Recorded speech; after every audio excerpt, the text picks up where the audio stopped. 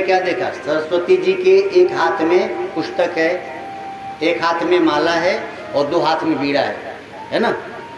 माँ सरस्वती बैठी होती हैं, दो हाथ में बीड़ा होती है, एक हाथ में पुस्तक, एक हाथ में माला। इसका अर्थ क्या है? माँ सरस्वती विद्यार्थियों को संकेत क्या दे रही हैं? ध्यान से समझ लो। सरस्वती माँ ने दो हाथ में बीड़ा पकड़ के रखा है, यानी सरस्वती आपको बता रही है कि हे विद्यार्थी, जैसे बीड़ा की तार यदि ज्यादा कस दूं तो भी टूट जाएगी और कम कसूं तो स्वर नहीं निकलेगा। समझ रहे हो? विद्यार्थी बीड़ा के तार जैसे संयमित होना चाहिए। उसके बाद क्या कह रहे हैं? संयम हो और फिर एक हाथ में पुस्तक है तब पढ़ो, लेकिन खाली पढ़ोगे तो काम नहीं चलेगा। भगवान का नाम भी जपो, इसलिए एक हाथ में माला भी है। जब से विद्यार्थी जपना शुरू बंद किए और खाली पढ़ना शुरू किए हैं, तभी से बच्चे दुखी है और तभी से विद्यार्थियों का मन लैला मजनू की तरह इधर उधर हल्का छाप हो गया। क्यों? जप नहीं करते बेटे बेटियां हमारे। पढ़ाई के साथ सरस्वती जी के हाथ में माला है ना बेटे, तो जो बच्चे जप करेंगे उन बच्चों का मन इधर उधर छछुंदर छाप लोगों पे नहीं जाएगा, बंदर छाप आदमी पे तुम्हारा मन नहीं जाएगा। पता लगा बाल रखा है भालू जैसे, उसको यही पसंद है तेरी बुद्धि। हाँ, पता लगा कि एकदम चुड़ैल जैसी है, मेकअप करके ये बेचारा पढ़ाई छोड़ के घूम रहा है, तेरी बुद्धि की शुद्धि करे कारे महाराज। तो बेटा जप करते करते पढ़ाई करोगे तो तुम्हारा मन इन फालतू बातों में जाएगा ही नहीं, है ना।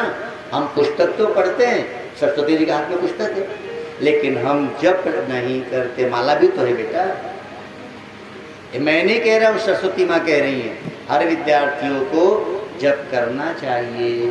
जप करके पढ़ोगे तो तुम्हारे मन में संयम आएगा, फिर तुम बीड़ा के जैसे मधुर बोल लोगे, फिर तुम्हारे मन को छोला भटूरा खाने का दिल नहीं करेगा। ये तो पता लगा गए थे पढ़ने, खा लिए समोसा, अब खूब मन लगेगा पढ़ाई में। जितना चटक मटक विद्यार्थी खाएंगे उतना ही मन में पढ़ाई में कम लगेगा। इसलिए विद्यार्थियों को अल्पाहार लेना चाहिए और सात्विक भोजन ही लेना चाहिए। माँ बाप भी सुन रहे हो ना, बच्चों को बहुत बढ़िया बढ़िया टिफिन में जो भर देते हो, और अचार तो कभी न दियो करो बच्चों को। टिफिन में अचार मत दो, ऐसे ही उसका विचार बिगड़ जाए। आम का अचार किडनी के लिए बहुत ही नुकसानदेह है, विज्ञान की बात है। आम, कच्चे आम के जो अचार खाते, एक किडनी आपके डैमेज कर देगा। अचार बस आंवला का खाया जाता, अचार माना आंवला, और किसी चीज का अचार नहीं खाना चाहिए। तेल माना तिल, तिल ही से तेल शब्द निकला है।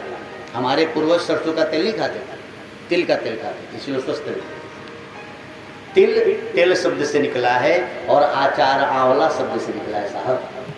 तो आंवला का ही अचार खाना चाहिए। आज से गांठ बांध लो, घर में फालतू अचार रखो मत, और मिर्चा भर भर के अचार खाओ, फिर बवासीर होगी रे पागल। फिर शीतल प्रकाश से दवा काहे पूछो? भरा हुआ मिर्चा खाओ, फिर हम क्या करें? कईयों को तो अचार बोलो तो मुंह में पानी आया होगा। अब तुम आम का अचार खाओगी बेटा तो पढ़ने में मन भी नहीं लगेगा और फिर आपकी किडनी खराब हो सकती है बिटिया। तो अचार, कई मूर्ख माइयाँ हैं, सब्जी तो बना नहीं पाती, अचार देती, ले बिटिया अचार खा। भूखा पड़ेगी बेचारी, तो टिफिन में अचार बन दे, इसका मन लगा है कब छुट्टी हो रही, अचार अचार सुन सुन के ही पानी आए मुंह में, का पड़े। तो संयमित जीवन माँ सरस्वती से सीख रहे हो ना। पढ़ाई तो करनी चाहिए, लेकिन जप के साथ, तब आप अच्छे रहोगे। यहाँ कथा कह रही है भगवान भी नहीं जीत सकते देवी, तो क्या करना चाहिए? अब ध्यान से सुनना ग्रस्त जीवन के लोग। तो कश्यप ऋषि ने कहा कि हे देवी, फाल्गुन मास में पयोव्रत करो। फागुन मास में, फागुन महीना आता है ना, होली वाला, समझ गए? फाल्गुन मास में कोई पति और पत्नी 1 महीने तक खाली दूध पी के रहे। जब भूख लगे तो दूध पीना होता है। इस व्रत का नियम समझिए, इसको कहते हैं पयोव्रत। पय माना दूध। 1 महीने तक, यहाँ जो भी बैठे सुन लो, तुम्हारे घर दिव्य बच्चों का अवतरण होगा। 1 महीना कोई पति और पत्नी, जब भूख लगे ना तो गाय का दूध पियो। गाय का दूध एक संपूर्ण आहार है। और ओम नमो भगवते वासुदेवाय का जप करो। फाल्गुन मास में कोई 1 महीने पति और पत्नी इस व्रत को कर लें तो उनके घर में दिव्य आत्माओं का अवतरण होता है। ऐसा श्रीमद् भागवत में कश्यप जी कह रहे हैं माता अदिति से। और यही किया कश्यप और अदिति जी ने। कश्यप और अदिति जी ने 1 महीने तक पयोव्रत किया और पयोव्रत करने का फल यह हुआ कि भादो माह के शुक्ल पक्ष की 12वीं तिथि को अभिजीत नक्षत्र में भगवान वामन का अवतार हुआ। बोले वामन भगवान की। अब वामन भगवान का अवतार कितना सुंदर है। भगवान छोटा सा बन के अवतार लिए, वामन बन के, 52 अंगुली के। क्यों ऐसा किया? भगवान को राजा बलि से मांगना है। 7 वर्ष के जन्मे हैं, इसीलिए बचपन का वर्णन श्रीमद् भागवत में नहीं आया है। गुरु बृहस्पति जी ने यज्ञोपवीत संस्कार कराया।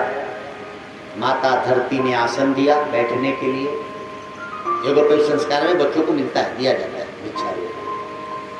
कुबेर देवता ने भिक्षा पात्र दे दिया। माता सरस्वती ने माला थमा दी। माता पार्वती ने कुछ संपत्ति दान की, ले जाके गुरु को दिए। बृहस्पति जी ने कहा कि बेटा किसी बड़े व्यक्ति के पास जा, ज्यादा लेके आ, जजमान धनवान हो। बोले गुरुदेव कहाँ जाऊं? बोले राजा बलि के द्वार जाओ, बलि बड़ा दानी है। इस कथा से एक तो प्रेरणा हम सभी को मिल रही है। हम किस कुल में जन्मे हैं ये बड़ी बात नहीं, हम क्या कर रहे हैं ये बड़ी बात है। दैत्य कुल में जन्मे हैं बलि, आपका हमारा तो कुल फिर भी अच्छा है। हम किस कुल में जन्मे हैं ये महत्वपूर्ण नहीं है, हम क्या कर रहे हैं ये महत्वपूर्ण है। बलि चिरंजीवियों में आते हैं। दैत्य कुल में जन्मे हैं बलि, तो आप किस कुल में जन्मे उसकी चिंता नहीं करना। कभी न सोचना कि हम तो छोटी जाति में जन्मे, हम तो गरीब हैं। भगवान न तुम्हारी जाति देखता है न तुम्हारी संपत्ति देखता है। भगवान तो तुम्हारी मति देखता है, संपत्ति नहीं। इसीलिए अपने को कभी छोटा मानो नहीं। कोई कहे तो कहे, तुम क्यों मानो अपने को छोटा? भगवान आपकी जाति नहीं देखते। दैत्य कुल में जन्मा ये बलि आज प्रभु बलि के द्वार भिक्षा लेना चले। बलि जी यज्ञ कर रहे थे, मध्याह्न का समय था, यज्ञ को विराम किया गया है। भगवान बड़े सुंदर लग रहे हैं, वटुक है, मानो सूर्य ही धरती पे उतर आए हो, ऐसा दिव्य प्रकाश है। ब्राह्मण को प्रीत होना चाहिए। ऐसा तेज रूप देखा राजा बलि ने। बलि आश्चर्य में पड़ गए कि वाह, इतना तेजस्वी ब्राह्मण तो मैंने आज तक नहीं देखा। ये वामन अवतार ब्राह्मणों के लिए है। वामन अवतार में भगवान ने ब्राह्मणों को सिखाया कि ब्राह्मण को सीखना चाहिए कैसे जजमान को खुश करना है। पंडित जी लोग बैठे होंगे तो सीख लो। वामन भगवान जैसे ही राजा बलि जी के द्वार पहुंचे, बलि आए और आके प्रणाम किया। कह रहे हैं वामन भगवान कि राजन, तुम्हारे पिता बहुत बड़े दानी थे और तुम्हारे परदादा यानी प्रहलाद, उनके लिए तो भगवान खंभा फाड़ के प्रगटे। तुम बड़े ऊंचे कुल में जन्मे हो, भाग्य हैं तुम्हारे। बलि को लगा कि हे भगवान, ये 7 वर्ष का बालक मेरे बाप दादा सबको जानता है। ब्राह्मण देवता सीखो, जजमान के यहाँ जाओ ना, लाख जजमान को दूसो, उससे जाके कहो कि तुम्हारे बाप बड़े अच्छे दानी थे, बड़े अच्छे थे, तुम्हारे बाबा तो बड़े नामी बड़े अच्छे थे। भाई आप उसी कुल में जन्मे हो, तो लाख गड़बड़ होगा तो भी सोचेगा कि भैया बाप दादा की बात तो कुछ तो इज्जत रखनी पड़ेगी। हाँ, आजकल ठाकुर साहब लोग के यहाँ जाने के बाद ऐसे ही बोलना पड़ता है, क्योंकि वो जमाना चला गया है। अब तो उस जमाने जैसे है नहीं, तो याद दिलाना पड़ता है कि तुम्हारे बाप दादा तुम्हारे बहुत गजब के थे और आप उसी कुल में जन्मे हो हमारा। तो फिर वही याद दिला दो जामवंत जी के जैसे। जामवंत जी ने याद दिलाया, देखो कितना चतुर है। वामन भगवान कह रहे बलि जी से कि तुम्हारे दादा प्रहलाद, उनके पिता, उसके बाद तुम्हारे बड़े महान हो, तुम्हारा क्या कहना।